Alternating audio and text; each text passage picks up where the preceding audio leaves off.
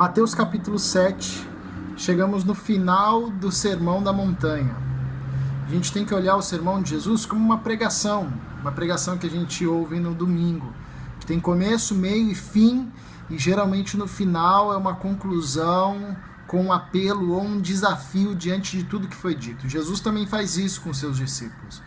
Ele prega o Sermão da Montanha e no final você pode ver que ele faz um desafio para os discípulos. Ele coloca na frente dos discípulos dois caminhos.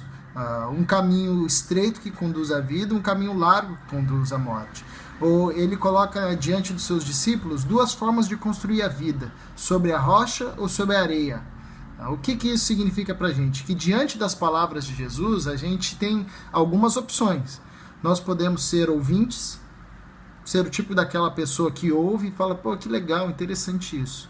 Mas não pratica, não põe em prática. Então nós somos aquele que tomou o caminho largo que leva para a morte. Ou que construiu a casa sob areia, que quando vem a tempestade a casa cai. Ou nós podemos ouvir os ensinamentos de Jesus e sermos praticantes, que é isso que Jesus chama os seus discípulos para serem.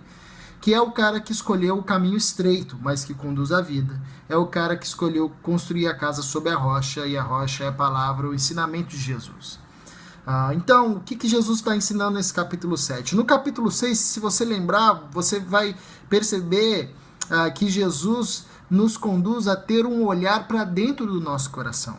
Para olhar para dentro do nosso coração. No capítulo 7 é um pouco diferente. Jesus nos ensina a olhar para fora, olhar ao nosso redor. É por isso que ele começa dizendo para a gente não julgar. E você pode falar, mas se é para olhar para fora, por que não é para não julgar? Então, na verdade, não é o contrário?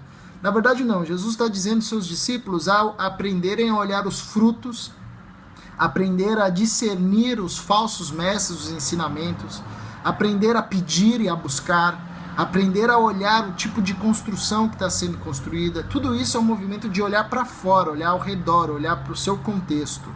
Agora, esse olhar não é desculpa para julgar as pessoas. Nós não temos essa capacidade, por isso Jesus começa ensinando seus discípulos. Olha, não julguem as pessoas. Vocês, como meus discípulos, vocês precisam ver o que é verdade e o que é mentira. Vocês precisam ver o que é sólido e o que é insólido. Vocês precisam ver o que é rocha e o que é areia. Vocês precisam ver o que é estrada estreita e caminho largo. Vocês precisam saber discernir estas coisas. Agora, esse olhar para fora não deve servir de desculpa para julgar as pessoas. Isso não faz parte do nosso papel, nós não temos essa capacidade. Nós devemos sim medir os ensinamentos, nós devemos sim medir os frutos, mas não as pessoas, aquilo que vai no coração das pessoas, porque isso nós não temos esse poder e esse acesso. Então Jesus, no capítulo 7, no final do seu sermão, ele está ensinando seus discípulos a olharem para fora, a verem os frutos, porque a vida com Jesus gera frutos. Quem caminha com Cristo e quem abraça o discipulado com Jesus, escolhe viver uma vida que vai gerar frutos. Então Jesus está ensinando seus discípulos, olhe para fora, olhem para os frutos. Você quer ver se o cara está falando a verdade? Olhe para o fruto.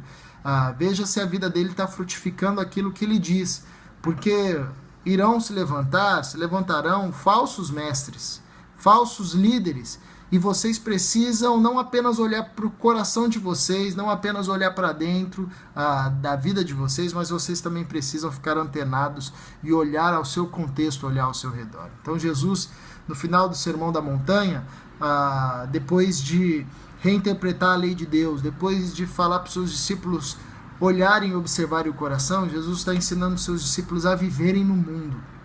Jesus está ensinando os discípulos a terem senso crítico, de olhar e avaliar o que é ensinado, o que é visto, e principalmente de ver se estão construindo a casa, a vida, a edificação da vida e do discipulado com Jesus sobre a rocha e não sobre a areia.